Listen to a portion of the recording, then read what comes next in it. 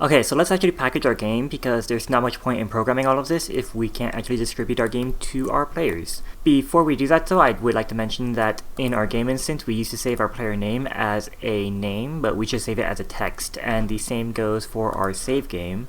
When we save our player name, we should probably save it as a text. Because in your dialogue, when you want to get your player's name, like when you say nice to meet you, whatever your player's name is, the variable types we can get are limited to just text. We can't get a string or a name, so we should save it as a text. So packaging our game is actually pretty simple. We just go to File, Package Product. I'm using Windows, so I'll choose Windows 64-bit, and we will have to choose a directory to save it. So I'm just going to choose our actual projects directory, and it will create a folder called Windows No Editor or something like that. And we'll just hit select folder and it will start to package. And if we show our output log, you'll see that it's trying to package our game, and something will actually go wrong because we're using our asset manager and we're not doing things right. So I'm just going to fast forward to the point where we get our error, and there we go. You see that our packaging failed. You'll see that our build failed, and above this we have a bunch of errors, and these errors are when it is trying to package our primary assets. And the reason that's happening is because it doesn't know how to package it, basically. So if we were to go to our project settings, go to our asset manager, you'll see that there is a boolean down here called should manager determine type and name, and we're going to want to click this check mark. Just to be safe, for every one of our primary assets, I want to also go down to its rules. So normally it would be collapsed like this. You unclapse it, and then there's rules, and change the cook rule from unknown to always cook. Because it's, well, I just want it to always cook. Now it's possible that your dialogues won't get cooked as a primary asset that it's supposed to get cooked as, because there is a function called getPrimaryAssetID, and that allows your stuff to know what it's supposed to be cooked as. And you have to actually override it in your custom classes for the asset manager to properly package it. But I don't actually feel like overriding it because it is a plugin and I don't want to mess with the plugin stuff. So what you could do is just right click and clone your project until it packages properly. If we were to package this right now, and don't package it because we still need to do some stuff, but if we were to cook right now, it would successfully package our game. And if you go to your project directory, you'll see that there's a Windows No Editor right here, and if you double click in here, you'll see that there is a VNUI screenshot test.exe, and this is your actual game.exe. If you were to just, take this folder and put it on another computer and run it, it would run. However, if we were to run this right now, you'll see that we have our background music, and that's all good. And if we were to go to our gallery, you'll see that it looks a little bit messed up. By the way, speaking of gallery, when you package the game, the images aren't out of order, even though they are out of order when you're playing in the editor, which is confusing for me, but whatever. It's good that they actually are in the right order when you package your game. And if we were to hit play, you'll see that the background is all messed up. It's just white. And we can type our name. Nice to meet you, this is my friend Aina. And at this point Aina's supposed to pop in, but she's not showing up because her picture is also messed up. Over there was supposed to say pot info updated, but because our codex is also messed up, you'll see that we have all of our buttons, but the names aren't appearing. And if we were to go to the next chapter, it won't actually let us go to the next chapter because that is also messed up. So let's exit out of here. The music was also messed up, by the way. I forgot to mention that. And what's happening right here is our assets aren't being loaded at the beginning of the game, and they need to be told to be loaded, basically. So in our game instance, before we do, before we actually let the player play the game, let's tell the game to also get our backgrounds and load them. Same with our characters, our scripts, and our music. After we, create all these buttons and stuff. And you can load them just by getting your primary asset ID list, choosing what list you want to load, and then saying async load primary asset list, and plugging your asset ID list into the primary asset list, of course. Unfortunately, you can only asynchronously load them. You can't synchronously load them, so you can't guarantee that the game will wait for these to be loaded before it continues. So it is theoretically possible for the player to start playing the game before this stuff is loaded, but modern computers should be fast enough to actually load this stuff first. And if you really wanted to, you could just make a loading screen, and when this is completed, you would update the loading screen to reflect that we are now loading something else or something. You'll also notice that we chose to make our codex entries load before we create our codex buttons. So this would plug into here. So make sure you load your codex entries before you actually create your codex buttons, because your codex buttons actually needs them to all exist because it needs to update the codex details.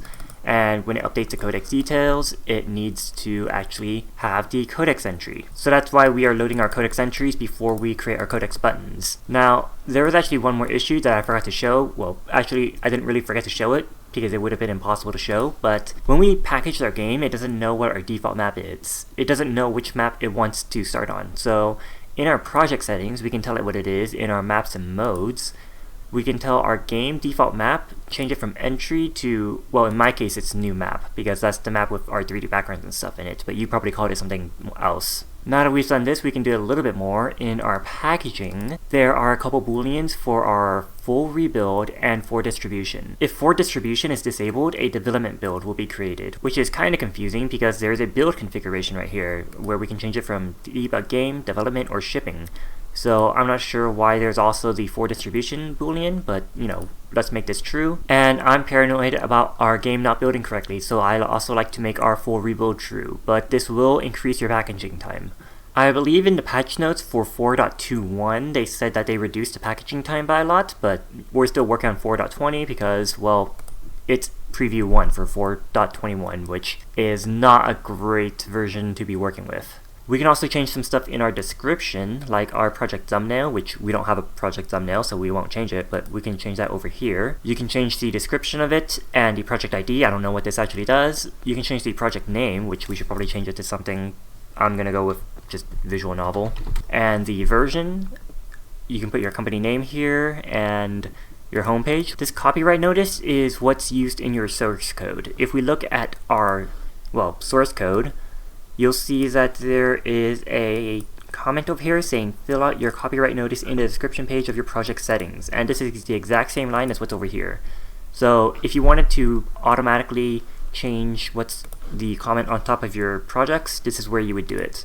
Licensing terms and privacy policy is pretty obvious, and you can change your project display title. So again, I'm going to change this to visual novel. We should probably preserve our aspect ratio, because if you don't preserve your aspect ratio, it allows the user to stretch and squash their screen and it would mess with the widgets, and everything else is pretty obvious. So now if we were to build, our game still packages correctly, and if we were to run the exe, the game still starts correctly, and if we were to go to our gallery, it shows all of our pictures correctly. And if we were to start, the background is now correct, and we can type in our name. Let's just go with Trash again.